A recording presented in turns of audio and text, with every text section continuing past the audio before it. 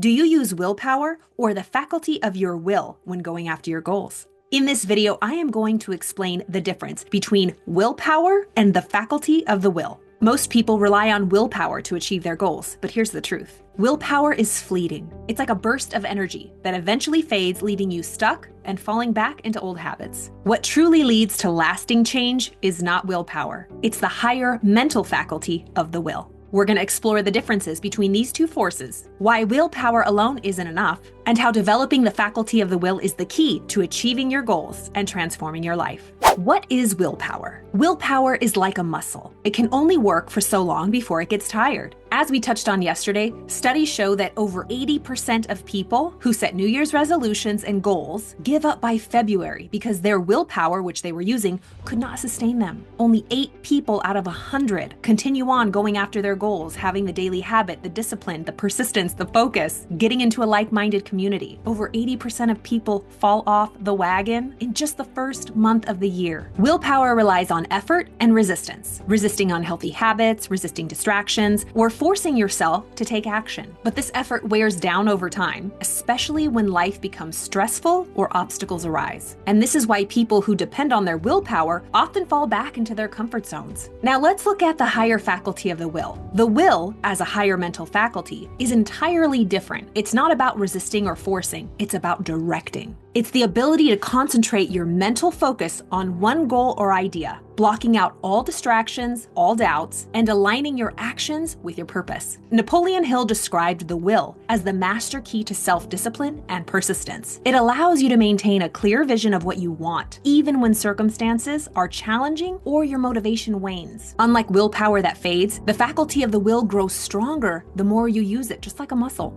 Here are 3 reasons why the will is more powerful. Number 1, it allows you to laser focus on your goals. The will helps you focus your mind on a single purpose, shutting out all distractions and temptations. Where your attention goes, energy flows. Number 2, it gets you aligned with your inner purpose. While willpower often comes from external motivation, the will taps into your internal desires and higher purpose. It connects you to what truly matters, making your goals deeply meaningful.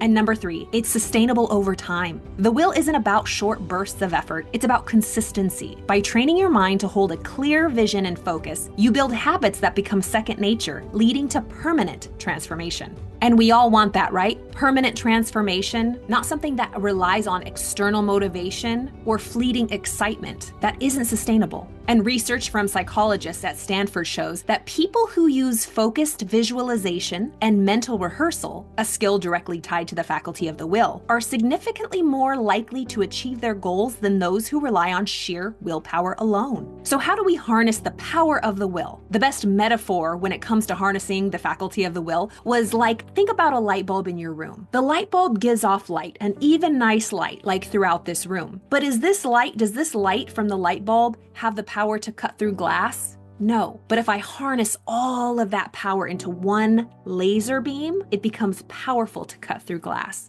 So think about light. When light is dispersed, it's not that powerful. But when you harness the light, just like you harness the power of your will, it can cut right through glass. So really, this faculty of the will is like harnessing, focusing, laser focused, right? Eye on the prize. And when you're around people, I always think of Kobe Bryant. He was like laser focused. There was actually a story Paul Gasol told when they went to the Olympics. Paul Gasol tells this story about how Kobe, they were good friends and they were, teammates. And Kobe took him down because he was laser focused. He had the will, he wanted to win. And he didn't care who he hurt. I mean, I think it was a little harsh, but still, it's like that laser focus. When you're really around people like that, it could be uncomfortable.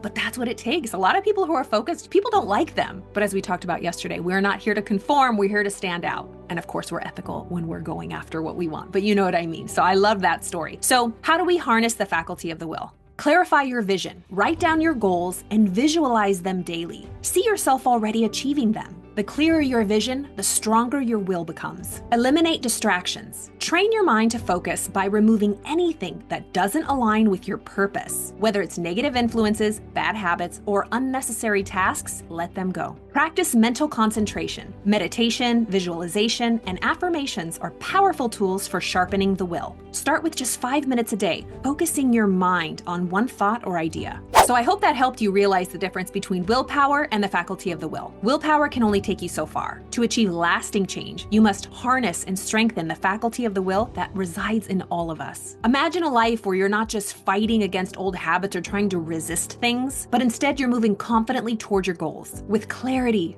focus, and purpose. You have this power within you already, and it's your time to use it. If you are truly ready to start expanding your awareness and learning how to harness the faculty of the will and be one of the 8 out of 100 who really stick with your goals, you do not want to miss a live event. We're having a free event next week, Monday, January 27th, 12 p.m. Eastern, where we are going to share some of the most powerful content and lessons from the Napoleon Hill Institute. You can register absolutely free with the link below or visit thinkrichchallenge.com. Again, it's a 4-day event. It'll be live streamed starting next Monday, January 27th through Thursday, January 30th, 9 a.m. Pacific, 12 p.m. Eastern, where you will learn powerful principles to really get you on track for 2025. We look forward to seeing you there.